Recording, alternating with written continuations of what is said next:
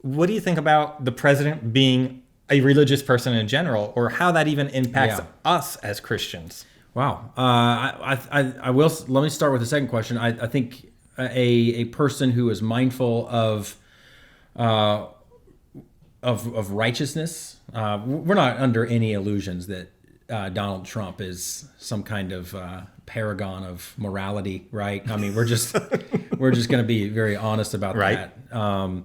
But I think it's a very good thing for all kinds of people when a leader is in place who has people around them who are influencing them in the right way. Okay. So I would say overall that's a positive thing. Yeah. Okay. What do you think about the president having any religious ties? Shouldn't he Yeah. be separated from that altogether? I think that's a very interesting conversation because there's the whole conversation between separation of church and state. There's the conversation, should the church be political? And you got all these different ideas that are very charged, especially right now. And I think there are certain conversations to be had around each of those things. I would just challenge each person to challenge their own assumptions. If the church shouldn't be political, why? Okay. Why? I'm not necessarily. I don't think the point of this episode today is to get into all of that, but why shouldn't the church engage in political things? I have a particular conviction or belief right now that many times we call political that which is really theological.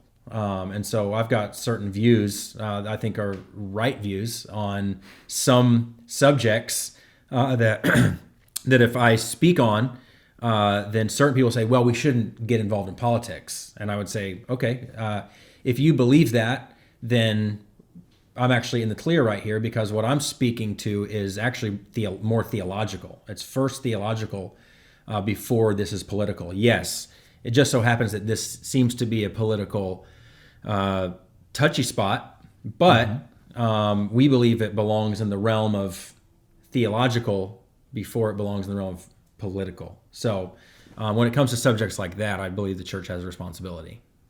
So, as Christians, as a church, should we support our president? What does that look like? Yeah, I would just say that politics and government and leaders are not inconsequential to faith.